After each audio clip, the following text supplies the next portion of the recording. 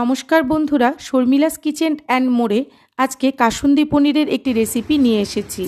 প্রথমে পনিরগুলোকে চৌকো করে কেটে নিয়ে সেগুলোকে সর্ষের তেলে ভেজে আমি সামান্য নুন দিয়ে গরম জলের মধ্যে ভিজিয়ে রেখেছি, যাতে পনিরগুলো সফট হয়ে যায়। অন্যদিকে সর্ষের তেলের মধ্যে দিয়ে দিয়েছি কালো জিরে এবং শুকনো লঙ্কা ফোড়ন, আর দিয়ে দিলাম 2 টেবিল চামচ মতো পোস্ত বাটা। এরপর আমি এখানে বড় চামচের 1 চামচ মতো সাদা সর্ষে বাটা দিয়ে দিলাম, আর এর মধ্যে দিয়ে দিচ্ছি চিড়ে রাখা কাঁচা লঙ্কা। এর মধ্যে এবার আমি দিচ্ছি হলুদ গুঁড়ো এবং শুকনো লঙ্কার গুঁড়ো। এরপর যে পনিরটা যে জলে আমি ভিজিয়ে রেখেছিলাম সেই জলটা আমি এতে ব্যবহার করেছি। গ্রেভি ফুটে উঠলে এর মধ্যে দিয়ে দিয়েছি স্বাদ অনুসারে লবণ। আমি চিনি ব্যবহার করিনি, আপনারা চাইলে একটু চিনিও দিতে পারেন। আর শেষের দিকে দিয়েছি আমি 1 চামচ মতো কাসুন্দি। সবটা ফুটে উঠলে আমি এর মধ্যে দিয়ে দেব ভেজে রাখা পনির।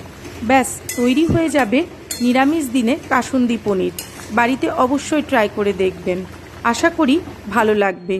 গরম ভাতে এই কাসুন্দি পনির দিয়ে কিন্তু একতলা ভাত জাস্ট জমে যাবে। বাড়িতে অবশ্যই ট্রাই করবেন কাসুন্দি পনির। নমস্কার, ভালো থাকবেন সবাই।